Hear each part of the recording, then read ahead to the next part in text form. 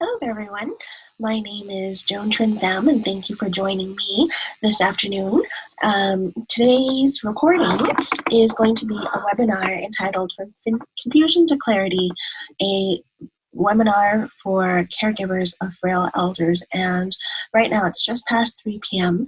I don't have anyone joining me live, so I'm just going to go ahead and start the presentation and record it for those who requested to have the video recording. So I will get started. Thank you so much for joining. What I'm going to do is share my screen. Actually, let me queue up the presentation first.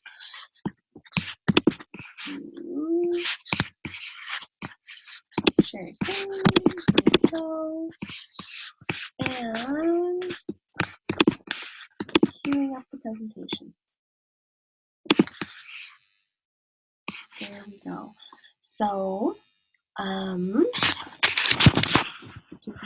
just a minute.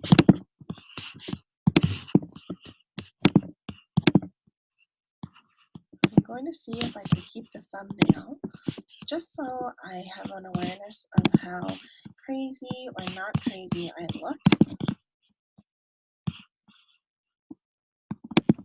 Thanks for bearing with me. Somebody has joined me. Hello there, it's Joan. Pashta. Wonderful to connect with you, Pashta. I wonder if you're able to hear or share at all. I can see that you are present. I was just about to queue up the presentation here and get started. You've missed nothing yet, except for my hello and welcome and thank you for joining live. And I was going to start making the recording so that I can share with everyone who's requested it. In this presentation, there's more people who have requested the recording than attending. So Pashta is basically you and one potential other. Please feel free to, if you're able to engage audio, then engage your audio so that I can hear. The other thing you can do is if there is a chat function, you can do that as well and share your, or cue me, or there we go. I'm doing it. Okay, perfect. No webcam. Thank you so much. I can see you. So, are you able to see the screen, Pashta, for my presentation?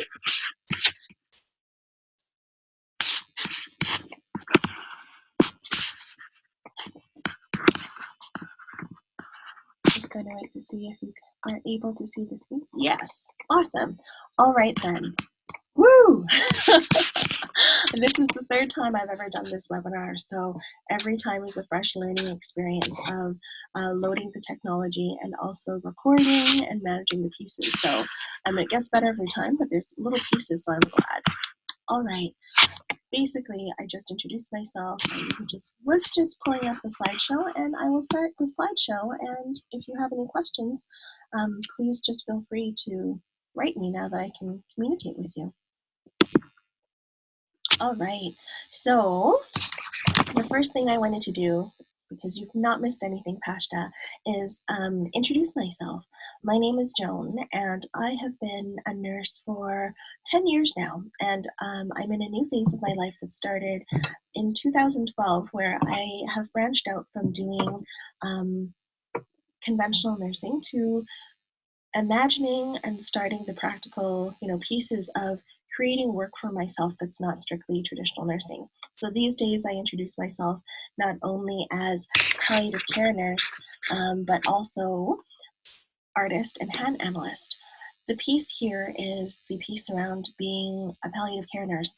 As I said, I have shared or I've done this work for the last 10 years, and it was 8 years ago that I started venturing from just general nursing into working with people at the natural end of their life.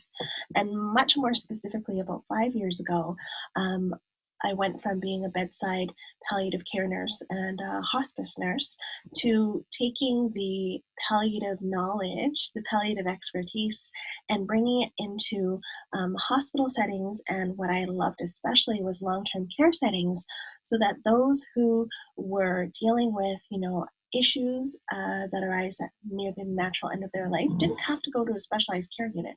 We could come to them to do specifically two main branches of support. One, which is symptom management, and two, which is conversations about death and dying. So I found that my work with elders in particular and their families just lit me up. And it wasn't until I realized one day after a family meeting that essentially, I was speaking to myself and my family. Um, that I had the huge aha as to, why I was so magnetized to this work. And basically, the story of my family is that, my parents are refugees from Vietnam. So I was born and raised here, and my grandfather joined us from Vietnam when I was 3 years old, and he lived with us. He died when I was 13 years old, and the interesting thing about his life and death where I have such vivid memories of him from when he first moved in with us to about probably I was about 11 or 12, yeah, leaving, ending elementary school, going into high school. And he was my grandfather. I was the firstborn child, so I have these vivid memories of him um, teaching me my alphabet, my colors, my shapes. I have vivid memories of him walking me to and from school through elementary school. But I remember when Grandpa, through the years, he would get weaker. Our activities outside of the house decreased, and the last 2 years of his life are big blurs to me. And I realize now it was because, my family wasn't sure what was going on, and we were overwhelmed. Um, my mom was stressed, and we just didn't talk about what was happening with my grandfather. And the last two memories I have of him were, finding a blood trail in the bathroom because he had fallen um, and, must have cut himself. And, being so alarmed and telling my mom and running into his bedroom just to check that he was okay. And then the last memory I have of him was going into the hospital and seeing that he was, sick and in the bed with pneumonia. He was having a hard time breathing, and you know, um, not realizing fully that that would be the last time I saw him, were it not for one of the nurses who ended up telling me, your grandpa's really sick, so it might be a good time to say goodbye. So when I have families that I work with, that I share what they're, what I'm seeing, that I'm encouraging them to be able to understand the significance of things like falls. It helps. I understand now that it comes from a place of wanting to clarify, that dense kind of gray, confused question mark time near to the natural end of a elder's life within anywhere from the last months to years. And I'm hoping that offering some practical tools to navigate some of the key changes that happen at this time allows families to have clarity and the tools to be able to talk about what's meaningful um, for them so that they can make the most of the time that they have with their elders. So that's my hello, that's my experience both professionally and personally as to why I do what I do. And my recent desire to offer this as a something that is available for elders is really because I love being able to be a part of the cultural shift around being willing to talk about death and dying. And I think it's so essential that we do it. Because being, I'll take a quotation from the Death Cafe movement, where being, talking about the finiteness of our time, I feel allows us to make the most of the time that we have.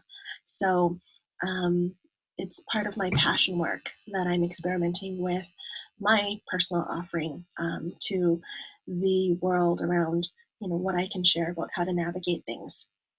So I'm just going to actually switch to a slightly different way of sharing slides so that I can actually see myself and see the chat, because I can see Tashta, wow, facilitating end-of-life conversations with residents. Yes, yes. That's absolutely the work that I love to do. Right now, I have, just in June of this year, I've shifted from that work back to the bedside, and we can have a whole separate conversation about it. But one of the things that I see that we need to do is we need to increase the skill set um, and the support for staff who work in long-term care facilities. Uh, all the staff, the care aides, the doctors, the nurses, the social workers, everyone who is a part of the complex web of amazing people that provide care for elders who actually live in nursing homes. What I've seen is that I had the very privileged position of being able to be one of 3 outreach nurses that would go to the 5 the 5 residential care homes that Providence Healthcare runs. And that's huge, right now. I find that, and there's a lot of discussion about this in long-term care homes. What we've seen is that the population of our nursing homes has changed in the last 5 years. Our elders are generally moving into nursing homes a lot sicker and at a later point in their life. So, a large percentage of elders, I think the last percentage I have is like 50% of elders die within the first 2 years of living in long-term care. That's not an exact quote. I didn't pull that up before coming to be sure, but it's something huge and astronomical and significant enough to alert us to the fact that our population and their needs are changing. And they're changing because elders are now dying with more frequency in long-term care than they have before. So the support for families, support for staff to deal with that in a higher volume is absolutely necessary, yet it is provided at an inconsistent basis throughout nursing homes in general. So I'll be very honest, I found it really stressful to work and want to do program development in a role that really didn't, was innovative, an innovative offering for Providence Healthcare. So if I could find a way to continue to do that work and know that, I was contributing to research or data to make a case to have more palliative expertise in nursing care homes, either in supplementary training or my dream would be a palliative care nurse at each site, even though that might not be sustainable because, the expertise is not, there's not a huge density of nurses like me working out amongst there. So, in lieu of that, in lieu of bugging my politicians and talking about this at any chance I get, this is my contribution to put information out there for the caregivers who are most motivated to go find the support. If they can find this presentation and if you can share it, if you find it helpful at the end, then fantastic. I'm so pleased. So what I will do is I'm going to take a moment to pull up a slightly different form of my presentation just so I can make sure that I stay engaged and can see your comments there, Pashta.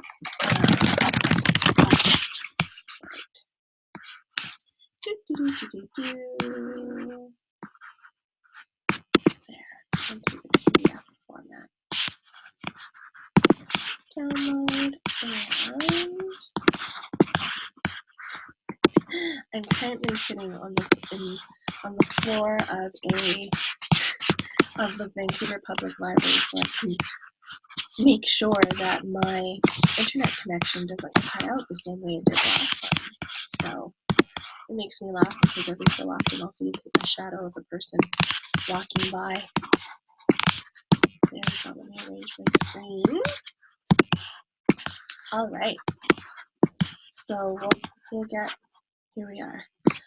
I can see the chat, I can see this, all good. So learning objectives. So the 3 learning objectives are, pretty simple. Today, I wanted to, first of all, talk about that navigating tool. How does disease impact function over time? To give people, to give caregivers like a visual tool to navigate the changes that they might be seeing in the elders that they look after. 2 is another tool, 4 key questions that you can ask at any point in time in any healthcare situation about, what are we going to do and why are we going to do it? So basically 4 key questions to guide conversations about goals of care. And then the third one, the third point that I wanted to bring home is just a short, sweet introduction to what the heck is palliative care? Not, once again, the public doesn't have a completely dense awareness of what palliative care is and what it can offer people. So I wanted to talk about, what is palliative care to make sure that it's in people's minds as a resource for them, something that people can ask for. So in these 3 pieces that I wanted to touch on, it's actually quite dense. Information is what I found. So there's probably, there are more slides. There's enough teaching material here for easily like a half day or even a whole day of conversation, especially conversation that allows people to chime in and share the experience or whatnot. So it's a lot to cover in 40 minutes, in 50 minutes. So what I'll do is I will go through it at a nice clip and then make this presentation available upon request for people as well. So Pashta, if at any point you have questions, please feel free to pause and ask me to clarify or whatnot. My intention today is to really give a heads up overview, taster for people to see if this information is helpful. And I have dates for a monthly webinar in, for the next 6 months of the year. So I have the date set. What I may do is rather than try and run through all of these things, in brief detail, I might break it down and go through each one topic at a time in more detail. So I'm experimenting with what might work best. And of course, what I found with the first 2 presentations is I got a lot of feedback about the value of just having space to talk and share experience. So I'd like to make more room for that. But with no further ado, let's get started on the first point, which is navigating the impact of disease on function over time. Now, I love this topic, and I find that it's one of the most practical things that I can offer families, and I get to draw. You'll see, I actually draw the pictures that I'll show you, which families find very helpful. But one thing that I wanted to really, establish a relationship here is relating somebody's function over the course of time and how it changes, and using this relationship of function and time as a foundation for navigating, what people's needs are, what their wants are, and how we care for them. So, how function relates over time. This is the little chart. If we look at function relative to time, we can start at, function of 100%, and I'll talk more about what function means. And time on the horizontal axis means basically time to death. So time, if we break it down, let's consider, getting really specific about time and breaking it down to increments that go from, years to months to weeks to days to hours, because you will see how we break time down in chunks becomes really important at different intervals of our life. I'll speak more about that later on as well. The first thing, function. My favorite definition of function is the ability to do and experience meaningful activities. So the ability to engage in activities that light people up. That's kind of like the general Joan definition of function. So presumably, when somebody's functioning physically at 100%, they have ease with which they have the possibility to do things that light them up. In a more formal context, function is function usually relates to activities of daily living. So this is, one of the medical terminology for the ability to eat, to bathe independently, to mobilize independently, to toilet independently. And then related to that are instrumental activities of daily living, such as shopping, cooking, managing medications, driving, or whatnot. When we talk about frail elders, we're basically talking about the intersection between independence and the ability to do meaningful activities, and frail elders are someone who needs assistance with their activities of daily living. Usually they're 65 years or older, and because, they need the help with shopping and with groceries, they're more frail. And we need each other. And as they become more physically more physically incapable of doing things like bathing themselves, like feeding themselves, usually these elders end up in institutions like nursing homes or residential care sites, or needing basically round-the-clock care. So that's what I mean by frail elders, and how disease relates to function. And it actually gets more specific than that. So, I go back to how do diseases affect function over time. And at this juncture, I want to really kind of take a moment to appreciate how we, as a general mainstream population, seem to have such a poor awareness of this. um, my comparison that I always go to is, it's a cycle. It's a natural cycle of how our function is likely to change over time as we continue to the natural end of our life. And it's interesting to me that we understand the life cycle of flowers and seeds and fruit very well. We understand, even the life cycle of salmon and frogs and tadpoles and, all of this. We understand the life cycle of and the gestational development of human babies. And we really have major signposts of development and change that we expect to see within each trimester of pregnancy. So it's interesting to me that as somebody who went into palliative care and worked in palliative care for like 4 years, almost, 4 years before I started doing the palliative outreach work, I found that, what the research was showing is that the research was identifying the marks and essentially identifying the patterns that are that we see that are related to the changes that kind of herald the fact that somebody may be closer to the end of their natural life within the last 1 or 2 years of their life. So basically, there's patterns to how function relates to time when somebody has disease.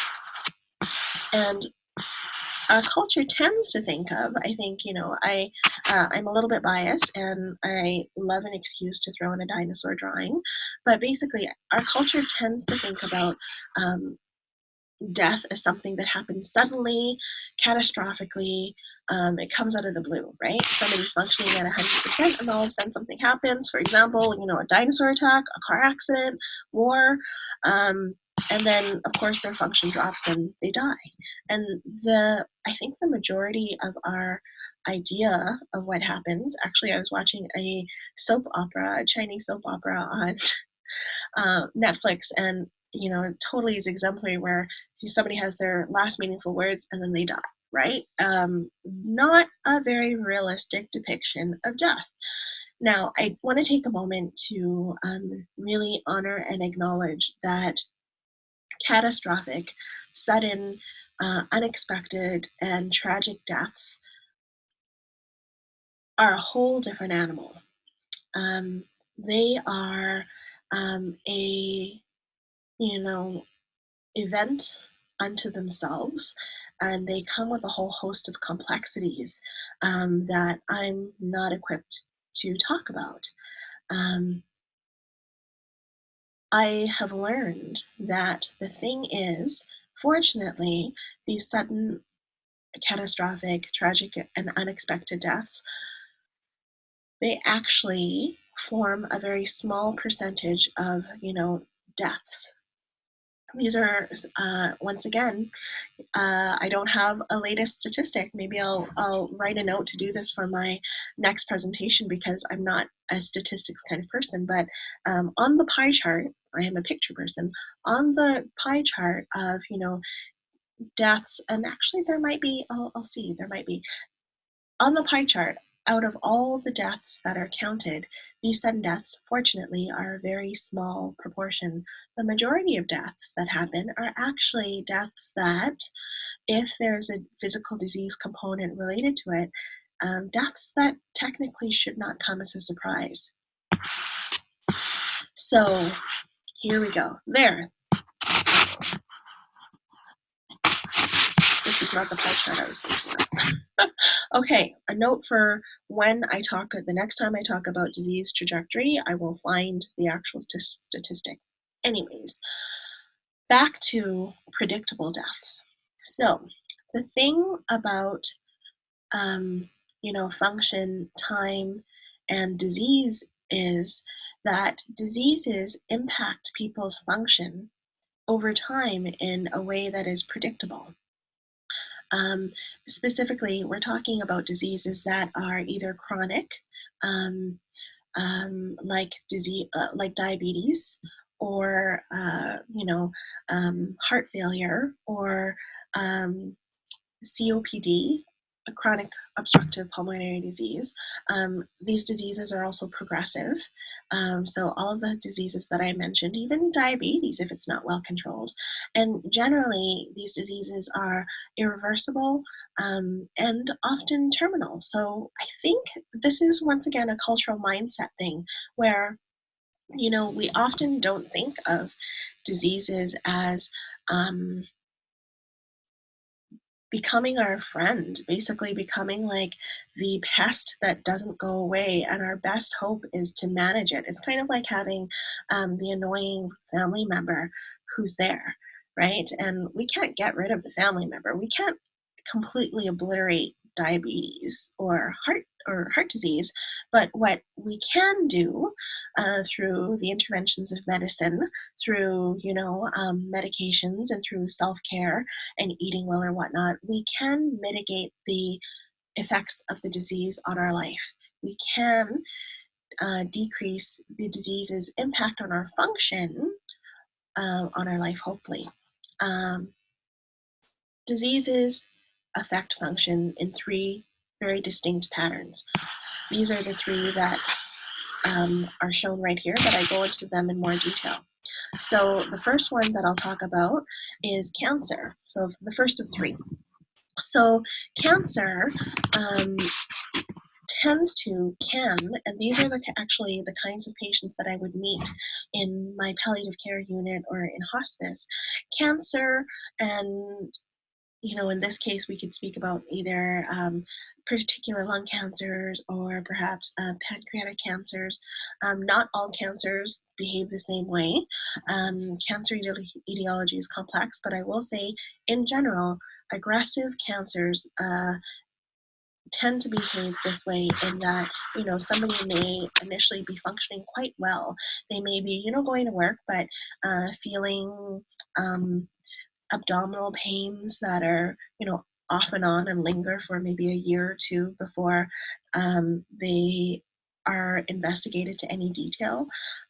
But it could be that they're functioning quite well at the onset of, cancer diagnosis, and something happens where perhaps in this whole time they're actually getting treated with radiation and chemotherapy, and they're doing pretty well, but perhaps they start getting weak because of the chemotherapy, so their function begins to decline. They need, a friend to take them to their appointments. And it can be, in the cases of aggressive cancer, that, when their function deteriorates or their function drops sharply, it may be because the cancer has spread or there's some other physical reason for why their function is just deteriorating. So in the case of these more aggressive cancers, the period of time to death from diagnosis can be 2 years or less. And that's one of the first patterns.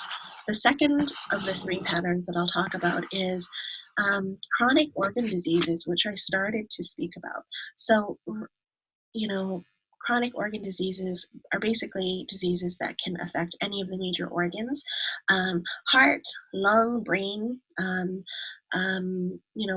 Parkinson's, dementia, Alzheimer's. These are all considered essentially brain diseases. I'm using very general language right now, but basically any disease that affects the functioning of one's organ, one's liver even, over time, can, have cumulative deconditioning effects. So for people who have chronic diseases, their map looks like this, where, um, the graph starts much later. So maybe they're in their 60s or 70s or whatnot, and their function is already not 100%. It may be related to the actual disease.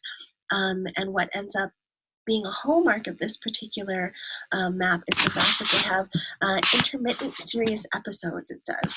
So every so often you can see their function drops, right? Or decreases very suddenly. And this drop usually is a result of some kind of like an organ exacerbation. So maybe if they have COPD, they have an exacerbation, maybe they have a pneumonia, and they have a terrible time breathing, and they need to be brought into hospital, and for about 4 days they're not getting out of bed. That's why you have these dips, right? Maybe the dip is because they've had like a mild heart attack, and for once again 2 or 3 days they are in the cardiac intensive care unit. And not moving around and being assessed, and perhaps once they stabilize, they slowly work on getting out of bed and moving around again. That's why the function ends up going up. The big thing to note here is that you see the overall trend is that somebody's function deteriorates or somebody's function declines over time. And the other thing to note is that as they get closer to the natural end of their life, these exacerbations, these attacks get closer together, and they go from maybe being like an organ failure attack to having either multiple systems involved, like a heart condition exacerbation that affects the kidneys, or more broadly perhaps an infection, because as people's different organs are failing, the global thing that happens as well, because all the systems are related, is that their immune system is affected and their immune system is weakened. So in time, what actually might end up causing their death is an infection that they might have otherwise been able to fight off, either by themselves or with the assistance of antibiotics or medications at a different point in their life, at an earlier time in their life when their overall physical function was better. So these are chronic organ diseases. And finally, the third picture that I'll show is a picture that is of the trajectory of somebody who has a dementia, like some kind of a brain disease, or that they are just generally frail. Because the thing that ends up happening is that, and I think of my grandfather again, because all things considered, he was a well elder, or actually, no, more accurately, he was as well as we can tell, because he did not like going to doctors. I think he actually pretty stubbornly refused to go to a family doctor, and was quite a healthy guy. He took great pride in taking care of himself, of taking himself out for walks whenever he could. Him and I would walk around the neighborhood, and it was only later on in the years when he ended up slowing down and feeling more tired that he didn't walk anymore. He still was really reluctant to actually, go to the doctor. And I don't know that he ever did. To be honest, I have very admittedly fuzzy memories about the actual, clear data of his health condition, and it makes me very curious as a nurse who works with this kind of helping people understand the medical data that they walk in with. So anyways, that was a little bit of a diversion. Back to this map, my grandpa, as I understand him, would fit on this map.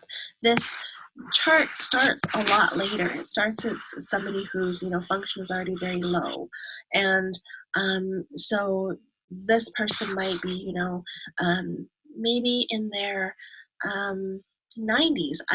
There's two elders that I'm looking after on the ward right now that are in their 90s who have been quite independent up until the time that they showed up in hospital. So it could, so this could be somebody who's like in their 90s and in hospital or in a nursing care home, whereas 6 months prior they were okay and they've had a fall and have broken their hip or whatnot.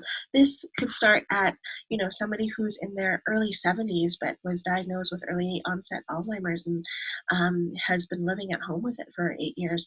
The age here, the big point here is age is kind of irrelevant. It is more important that we look at how much somebody is functioning, how much they're able to mobilize by themselves, etc. The thing about this chart is as somebody goes to the natural end of their life, if they have prolonged frailty or if their only major disease is a brain disease, what can happen is that they can have, periods of time where their function decreases. It looks like they're sleepy for 2 or 3 days, and then they come out of it, right? And there could be different reasons why their function looks so low for that time, but the point is they come out of it and they seem to have like days where they're brighter and they are more alert and they have better long-term memory, and then days where both their long-term, their short-term memory are terrible. And then it goes so long it goes. It could be that somebody's function starts so low because they've had a major, like I said, health event, right? Where that takes them from functioning at maybe 75% of their abilities to only 20. So the thing to know about this is this can be the lengthier of the three. The first cancer diagram, could take place in 2 years. The second, or less. The second diagram of chronic diseases can, basically people can live decades with a disease. And then that diagram speaks to the last maybe like 5 years or less of their lives, where they start having many more sick episodes of dipping where they actually need more support and they end up in hospital more frequently. This diagram is the one where somebody could be functioning they could live for 8 years in a nursing home, and then comes the natural end of their life here. And like I said, these elders who live for longer are the population is changing. They don't seem to be living as long, and there's many reasons for that. The majority of elders that I see and the majority of families that I work with have elders that are have graphs that are a mash up of this and this, diagram together. They often have some kind of a background medical condition, and then on top of that they may have dementia. So I help them navigate where they may be at. I'm going to flash the clinical frailty scale, which is very related to this diagram, where this is a scale that was created by Dalhousie University, and it just in pictures, because I love pictures. Pictures are way easier to understand. It just basically shows at a snapshot somebody who's very fit and not frail, who's not only mobilizing independently but running. They've probably got more stamina than I do for running. And what that looks like as they become more frail, less independent, less capable of their function, requiring, more support with mobilization. Moderately frail, maybe they need a standby supervision while they've got a walker. And then when they're severely frail, they can't even move themselves in a wheelchair. We have to move them in a wheelchair. And then, of course, very severely frail or terminally ill. The terminally ill picture always throws me off. I think the terminally ill picture shows that somebody's sitting beside their bed, keeping vigil perhaps. Anyways, once again, it's just another picture to show what this actually looks like. So why this is all relevant, I'll go back to the diagram that shows all three pictures, is when I speak with families, sometimes they are not sure. They don't have an organized picture of, what's going on with their family members. Certainly I didn't have an organized picture of what was going on with my grandpa, and I don't know that my mom did either at the time. My mom was his primary caregiver. So this is why I find these pictures so brilliant, because I help them imagine, potentially map out where they might be. I'm going to go to the next part, which is the 4 key questions to guide conversations about care. These questions were developed by myself and some colleagues for a palliative awareness event that we did this year, because we found that in the years that we had been doing palliative outreach work in nursing care homes, the thing was that we were essentially teaching people, whether they were family members or staff or the resident themselves, we were basically asking the same questions over and over and teaching the same thing over and over. So we really condensed the 4 questions that came up most frequently. In formal healthcare literature, there's tons about goals of care information and how to ask questions that help discern what we do for people, how to elicit what people want done for themselves in much more detail. So this is kind of the very simple crash version of this. So the first thing to consider is when. When do we have these conversations? And like I said, each of these modules can be standalone webinars. This is certainly no exception. The whole piece about communicating, what to ask, how to ask it, when to ask it, all of this. So I have a feeling that if I continue to do teaching, it'll develop into more meaty workshops, as I find that they work best when we have a longer stretch of time to not only learn the content, but to practice. So one of the questions that I was asked after the first presentation was, when do we ask these questions? Well, I basically say, you can ask them early or you can ask them late. And early means that, if we are self-reflective and thinking about our lives in terms of function and time and everything, we have the opportunity to use our own voice. And usually at this point, care is more around disease modification. Care is more around, if you have a new cancer diagnosis, it is trying to understand whether or not this is terminal or not. And if it is a very serious diagnosis, then what can we do to, cure things or at least turn things around? So that's early.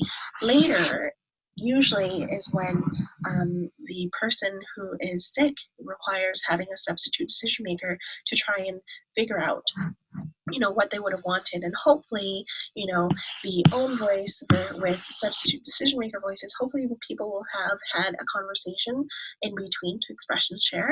Of course, we know that it's not always possible for a variety of reasons.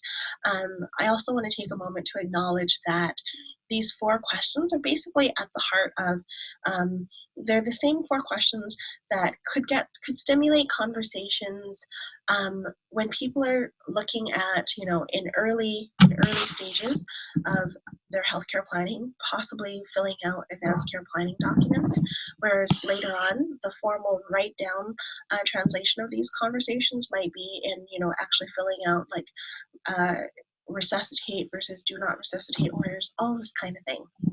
So I guess the take home of this slide is, when can you ask these 4 questions? Anytime. And the precision with which you ask them really is context dependent. So if no without further ado, what are these 4 questions? At their most simple, they're what's going on? What do we expect to happen next? What's the most meaningful outcome? And what's the plan going forward? So they're really simple. We drilled them down to make sure they're really simple because we wanted them to be memorable for people.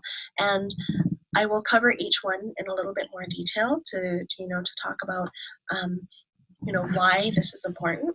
So I'll begin with the first one. One is, what's going on? This is huge. You would not believe the amount of times that I meet with families that are in a lot of distress, or I meet with teens that are in a lot of conflict, and it comes down to a fundamental, that there's no clarity of what's actually going on. So what's going on is also representative of taking the time to get grounded in context. What's been documented, what's been investigated, what's our understanding of this disease, and what's going on here. This is literally getting the medical data that we have available about the person and trying to put them and assign them one of the maps. I know every person is unique. Every person's context and their experience is unique. Diseases, however, and how they impact humans tend to follow trends. So if we go from a general map of each of those 3 disease possibilities, it allows us to at least get grounded in some specific, ups and downs that are specific to that person. Also very important here is to be able to compare, comparing, how does their function look today versus 3 weeks ago versus a month ago, versus a few months ago versus, a year ago.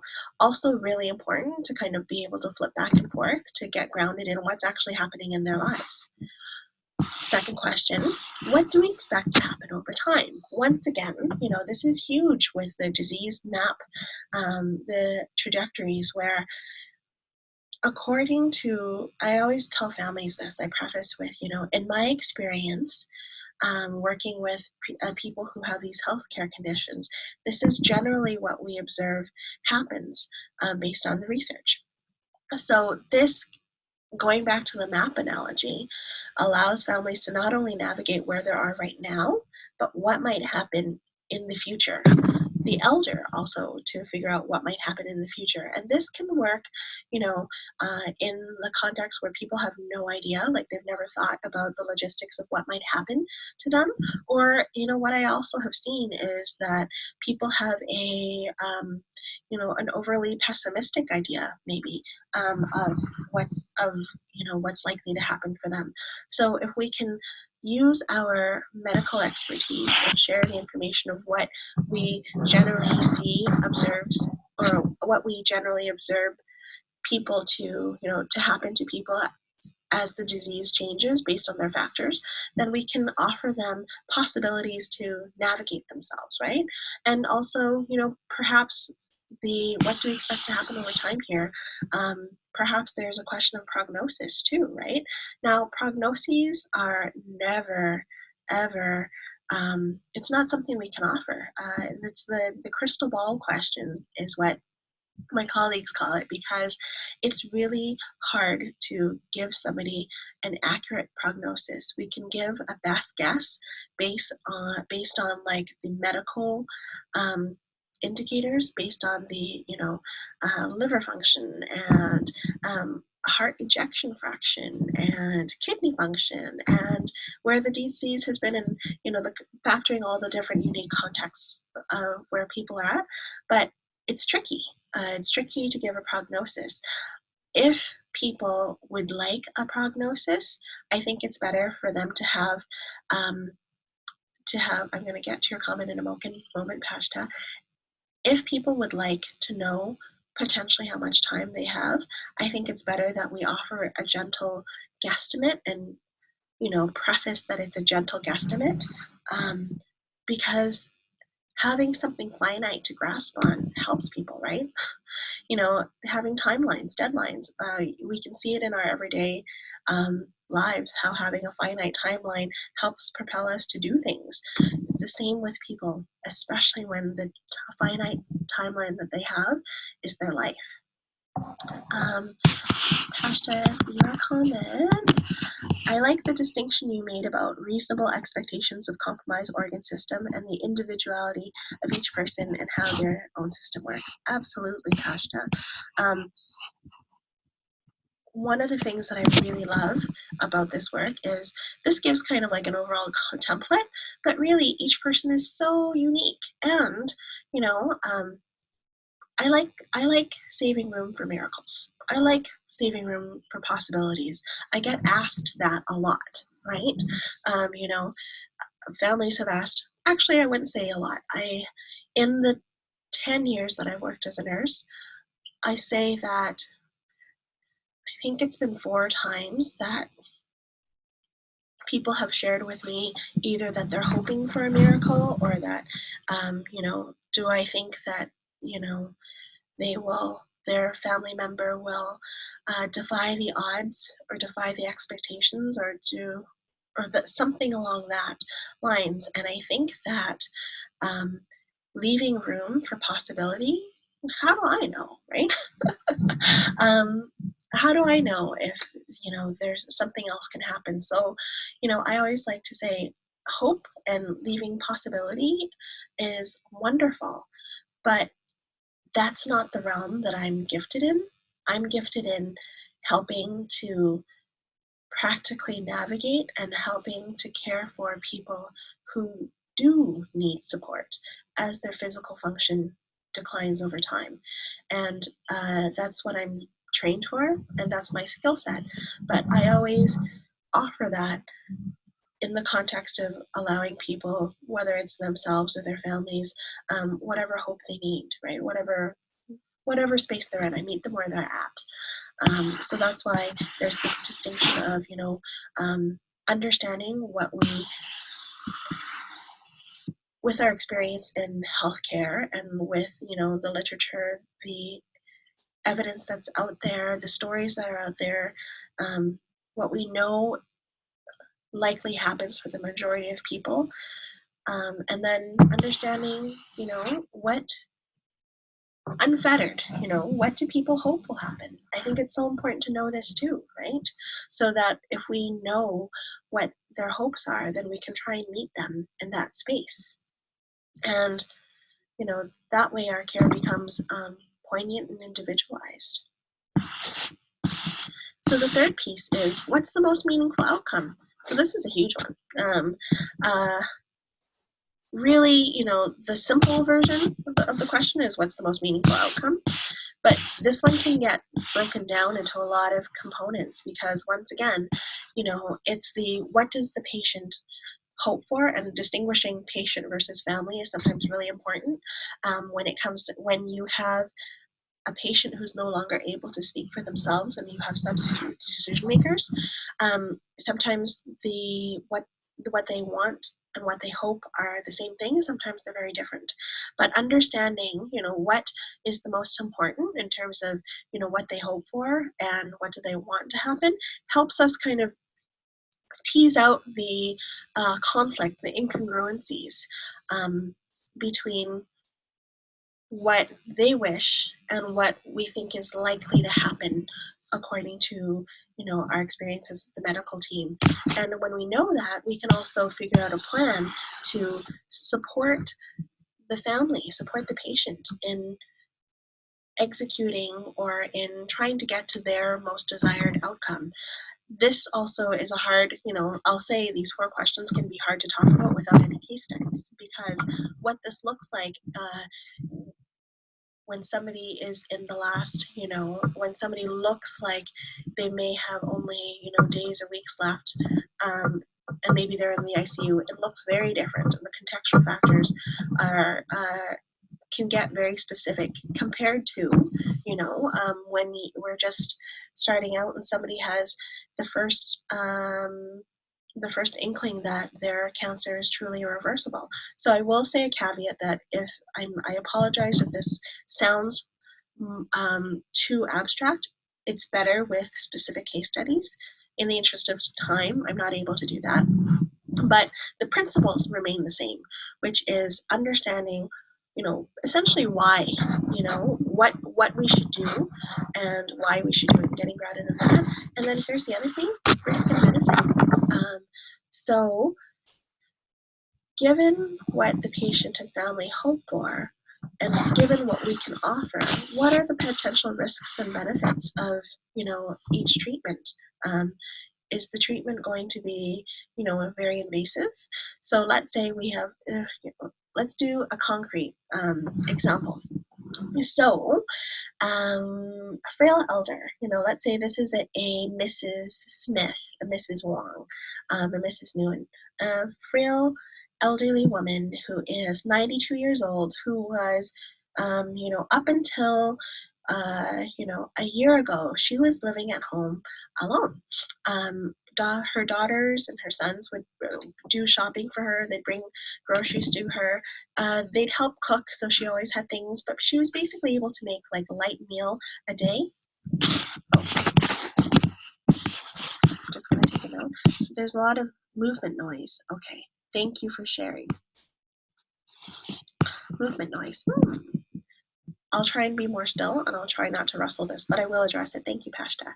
So going back to this example of the elder, so let's say that she had a stroke, and prior to that was functioning well. After her stroke, she's got left-sided paralysis, and perhaps she also now has vascular dementia. And post-stroke, she is not able to speak very much. She can nod at times, and she's moved into the nursing home and lives there for a year. She's had, let's say, 2 bouts of pneumonia in the last 6 months now. So grandma's not doing great. And what does she value the most? When does she seem the most pleased or the most engaged, even though she can't speak? Perhaps it's when the family's there. The family, let's say they make an effort to every week gather in her room and all have a meal. They all eat takeout together in her room. And that's when she seems the most bright and the most alive and engaged, or awake and engaged, rather. Let's say that the last 2 times she had pneumonia, she went to the hospital. The first time was okay. The second time, she had a hard time and she seemed quite agitated. She was confused and delirious. Let's say, now she's got another pneumonia, or rather, she's got another pneumonia. They tried to address it with oral antibiotics, but she's not swallowing anymore. So she still has the pneumonia. 5 days into the antibiotics, she's so sleepy she can't swallow.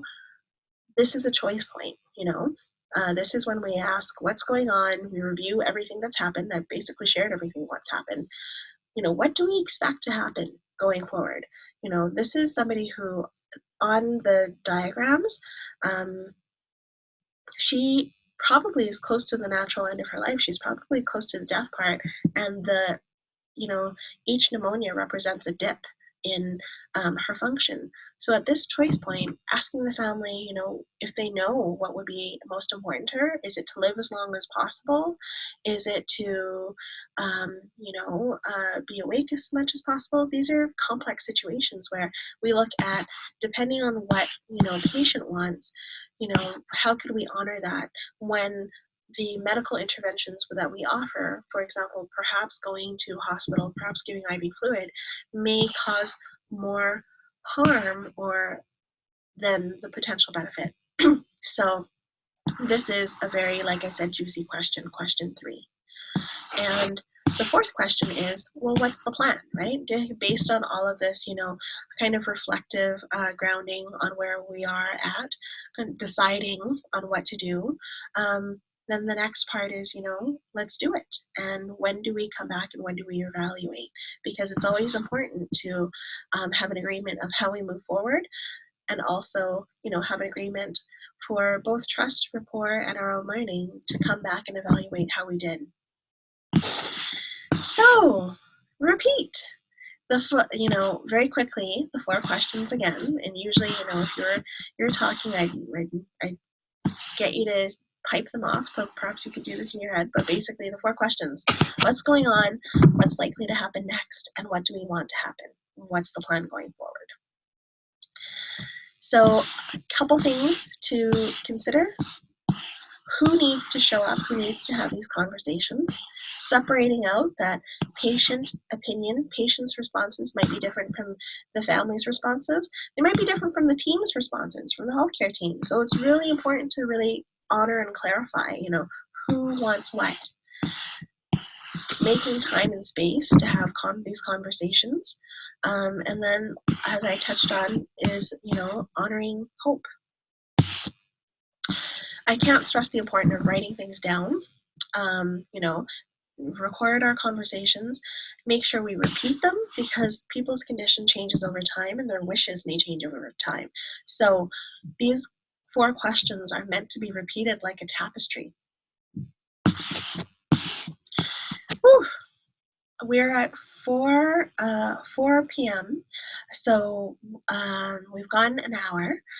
There's this last piece of, what is palliative care, and then my conclusion pieces. So I will wrap that up, or I'll wrap things up. Somebody walked by and looked at me.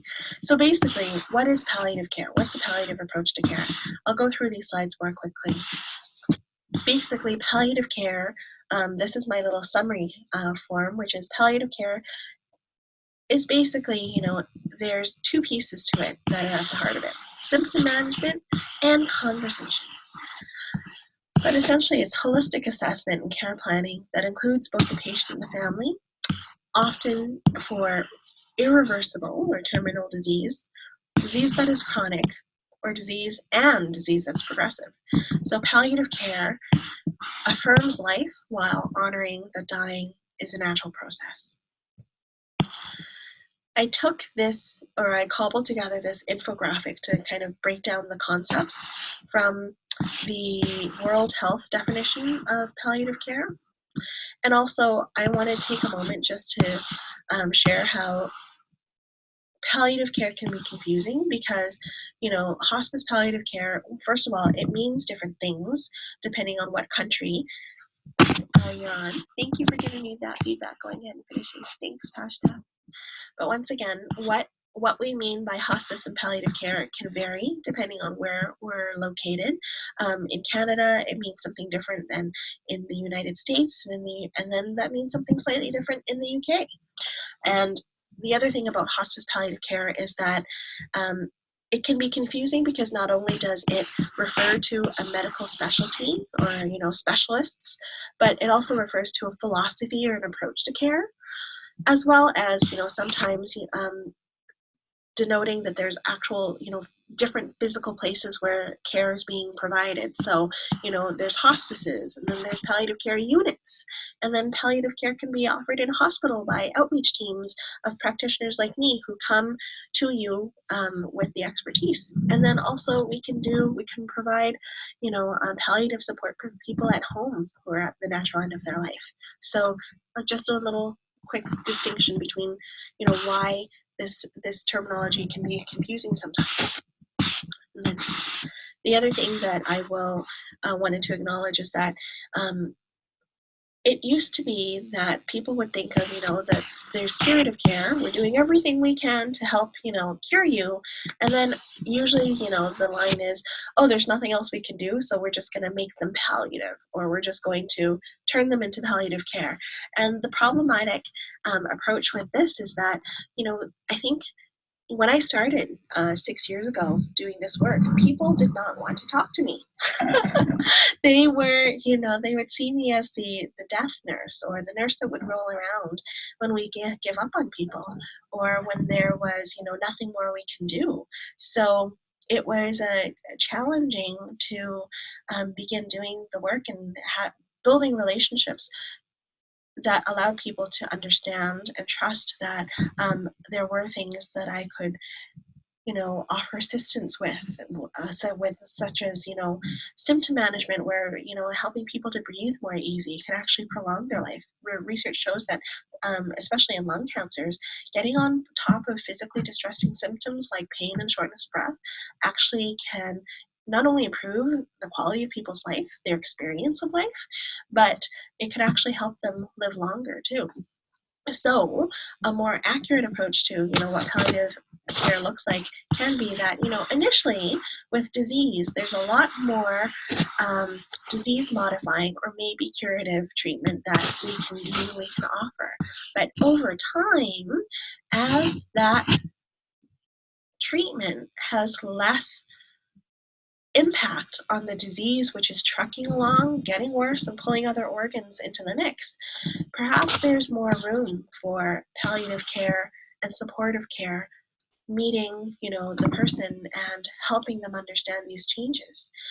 Bereavement care, this is, a shout out for all of my dear social work and spiritual health colleagues, where bereavement care happens even before people die. There's preparation.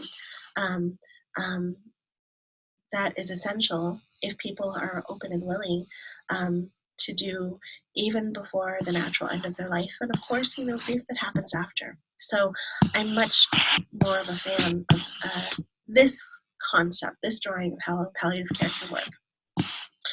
This is also a ginormous picture that I find super helpful, but I won't go over it in detail right now, is the fact that palliative care is an umbrella term. Palliative care is an umbrella term that includes the different timelines that we're likely to get involved in people's life. So at the beginning, when there's still months to years of life, we might be just introducing palliative care philosophy and just starting goals of care conversations. But as they have, maybe last weeks or maybe months of life, perhaps our role then is to have ongoing goals of care conversations, and we're understanding now that their underlying condition is irreversible.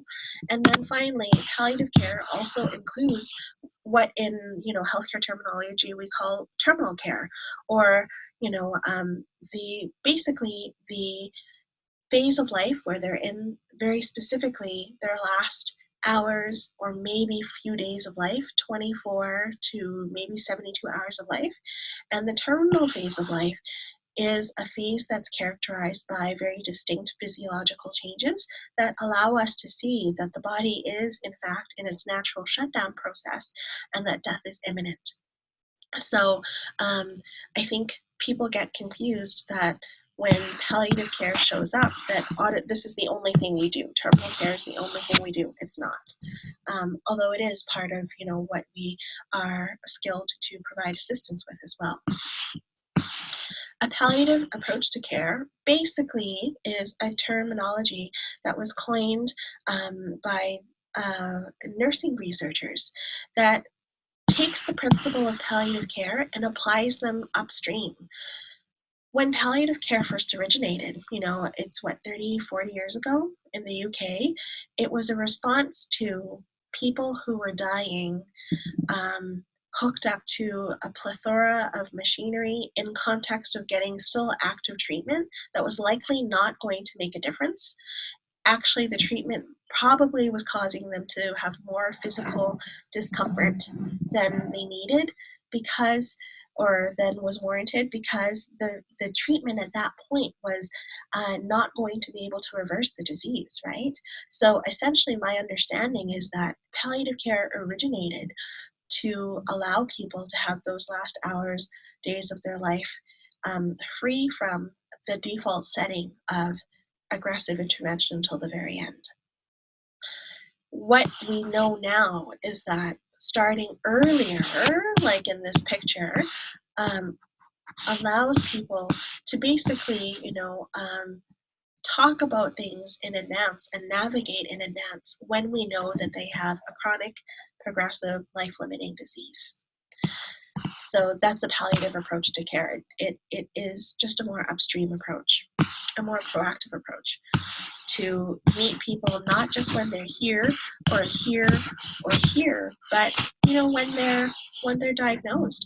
A good example comes from my colleagues who work in the renal units at St. Paul's, where they often make relationships with people who come in and out for kidney care over a number of years. Right, the ability to begin a rapport and begin to talk about potentially how their disease will change over time and what their wishes will be over time is so incredibly valuable to help people stay in touch with what's happening for them, rather than trucking along and seeing at some point where we expect that the kidneys, if they're on, for example, I'll say hemodialysis. And hemodialysis is basically when the kidneys are not working well. So a machine performs the work that the kidneys would normally perform. And that can be of a benefit for a while, but when we see that hemodialysis is not helpful and the body is actually showing signs that it finds that under a lot of distress, to begin to talk about that at that time can be distressing for people. Uh, I tend to be a big Boy Scout. Be prepared. Better to be prepared if you want to be prepared, or at least better to offer people the option of being prepared, right? And I guess that brings me to the end of my slides, just about, almost. These are my ideas for future offerings. As you can see, this is very dense. I think this is probably going to be the last time that I offer all three topics together. So I thank you, Pashta, for being my wonderful solo person to witness this, because I find that hopefully it's very helpful. But perhaps this would be even more helpful, like I said, with more space in between the topics and more opportunity for people to ask questions of situations that are relevant for their own lives. So my ideas for future offerings are basically not only breaking this up and doing it in more detail, but then also focusing on the caregivers, being a caregiver myself, and watching how the patient is not only the person that we care for, their death actually, the impact of their death is felt across generations. I'm a perfect example of that. So if we can care for the caregivers who live on, how impactful would that be? Expanding, my piece on talking about how to talk about things, how to communicate these things, is also a piece that I'll work on as well. I don't have concrete, besides my once a month gathering, I don't have concrete ideas of how I'll do this, but they're definitely in the works. And the other piece that I strive to do is I'm a hand analyst.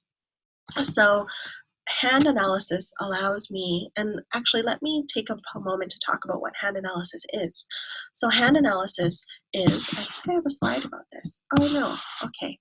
Basically, the form of hand analysis I practice is a scientific, non-predictive form of hand reading, which basically just allows me to assess people's personality, their personality types, their personality archetypes, their most likely style of communication, their particular sensitivities. It's an assessment tool, and for me, it's helping people to understand themselves better and the ways that they are in their power, and the ways that they're challenged to be with others, to communicate with others, to be with themselves, is an invaluable tool for me to work with people. And the other reason that I love or I'm engaged in finding and experimenting on how to marry the hand analysis with my education work is the fact of the reason. Sorry, I'm getting flustered as I come to the end. But basically, hand analysis really allows me to talk about values. And one thing that I have been reading that I'm absolutely just lit up by is a whole, body of work around the terminology, the third act, which basically examines the third chapter of our lives, the third phase of our lives from usually age, 60, 20, 60, 50, 60 and onwards, where people are re-examining what it means to be old, what it means to age in this day and age, because the population of people who are living beyond 50, we're at an unprecedented density of having elders on the unit, which I think is incredible. And elders with the resources, the capability to examine their lives and redefine what that means, because they have more time and they're more well than before. Just going to take a moment to look at past just now. Hand reading, got it. Cool. Yes, tarot and back flower for the same assessment. Support, absolutely. Thank you. So basically with Pashta, I have a fellow complementary and alternative modality person who, and I think the real value of some of these more complementary and alternative modalities is, for me, and it sounds like for you too, it helps us tap into a different side of what might be contributing to what's going on. Yes, there's the physical, there are the physical essential bits of caring for somebody, which is all the stuff I talked about before, the practical bits. But then there's also the underlying, what's valuable for them, what's meaningful for them, what are the interrelational dynamics that, can get in the way of communicating, right? All of these pieces. And I love when we have different skills to address that part of of our work. It's something that to be honest, I haven't, at this point, my worlds are quite separate. When I work as a palliative care nurse, I work as a palliative care nurse. When I do my work as a hand analyst, I can talk about my palliative work because it fuels my why, it fuels why I do what I do, but I haven't brought my hand analysis into my palliative care work yet.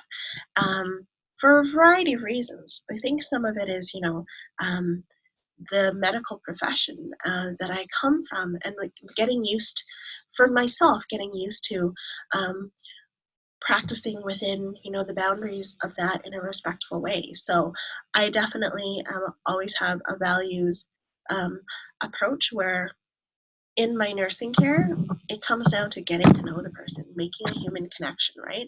Understanding who they are, what lights them up, who is important to them in the world, asking them questions about, what life means for them, what's important for them, what gets them excited, if they have a window of 3 hours of the day where they have really high energy or they feel strong enough to do something, what do they want to do with that time, right?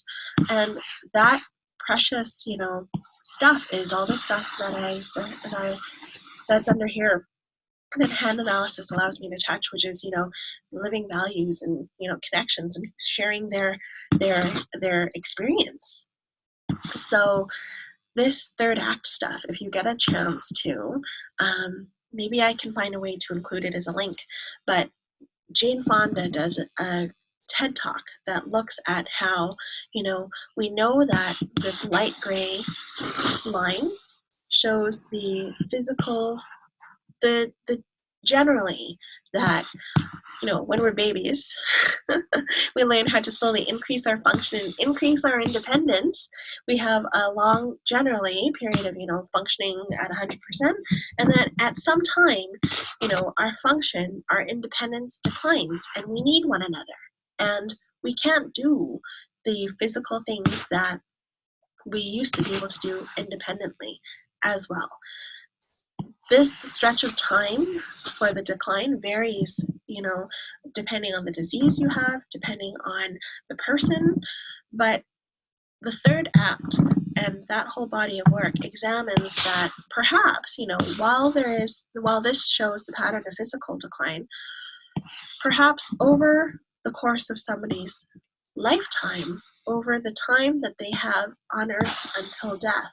Perhaps their experience, their connection to meaningfulness, their ability to progress along, making a legacy for themselves, living a life that means something to them. Maybe that, no matter how their lived experience looks like, maybe that is the thing that keeps on increasing.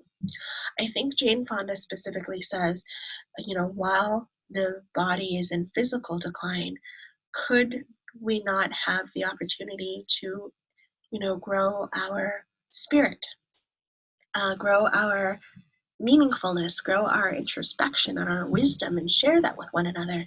And that's actually something that I've seen and struggle to articulate with, where, there are some people who get to the end of their life, and despite the fact that their bodies are in total decay, their eyes are sparkling, you know? The connection that they share moment to moment with people is rich and satisfying, it seems, for them and for other people. Suffering is transient, whereas for other people, suffering is prolonged and complex. They're isolated, their eyes are dull.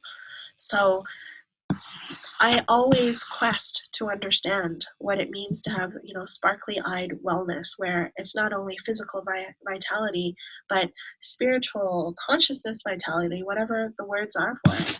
And hand analysis is my tool of choice to interface with this, because hand analysis allows me to look at, like I said, the evolving part of somebody, which is their body, their mind, their personality, versus their eternal part of them, which is their deep values as understood through their fingerprints, representing each of these themes of humanity. So for me, scientific, non-predictive hand analysis is just, a live map of what might be happening for somebody. And at the very least, it is a place to begin conversation about things that are important to people. I say that it's a self-awareness tool, and like the diseases, hands are so unique for each individual. And for me, in my experience, this has been, it's a new tool for me. I've only been using it for the last couple of years, and I look forward to seeing, how it might weave itself together. But for me, it's a concrete tool that lets me value the physical experience as much as the spiritual experience or value experience or awareness experience, right? I haven't landed on the right words that resonate deeply for me yet, but it's the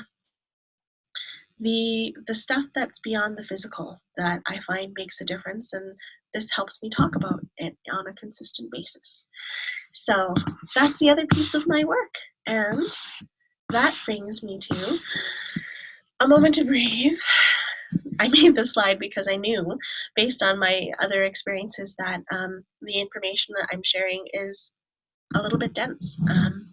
And I thank you for your participation, your engagement through this whole experience. Thank you for being with me, and I hope that you took a moment to have a breath as well. Not only you, Pashta, but for anyone who's watching the replay, thank you. So if you've watched the replay, and you found this useful and valuable, please tell your friends and family. Please let me know. If you're interested in doing a survey, please let me know as well. Be in touch with me, because I am offering survey participants an opportunity to have their hands read. Easier if they're close by, but still we can, have a one-on-one conversation about hand reading, and you can send me a picture of your hands and I can, share it with you. So that's an incentive if you're interested in filling out a survey. And the third is work with me. I'm in process. You can find my work at joantrinfam.com. Right now, my only offerings are really, doodles, drawings that I post up, and doing hand reading. And the newest of these offerings is this webinar as an interface to begin to talk about these things and disseminate and share information and experience. And finally, I have references, but I will come back. I'll leave the thank you slide up, and for beautiful. Absolutely. Thank you so much, Pashta, for that. Thank you for sharing, and thank you for doing the survey. Your organization is one that I've become aware of. I can't remember what Cyndia stands for, but I met Cyndia, or I think it was 2 or 3 years ago when I was first getting really excited about the fact that there were other people interested in death and dying that had a wealth of information to share with me that were outside of the medical background that I come from, which I think is really rich. So I'm looking forward to meeting more people like you, Pashta. Thank you so much for coming and sharing, and I will send you information for the survey. Canadian Integrative Network for Death Education and Alternatives. Absolutely. Would you like to put up the website address for people? I think it's cyndia.ca, if I'm not mistaken. But this is for anyone on the replay. If you are interested as well in learning, perfect, there it is. If you're interested in learning and reaching out and finding other people who are interested in this work, thanks to the internet, I think we're experiencing a big blooming and a big blossoming of people from all different disciplines that are interested in increasing the dialogue, the support, the resources around death and dying. So please feel free to check out this organization and stay in touch. Thank you so much. I'm going to stop sharing and shortly end the meeting. Thank you once again for your time and for tuning in. Goodbye for now.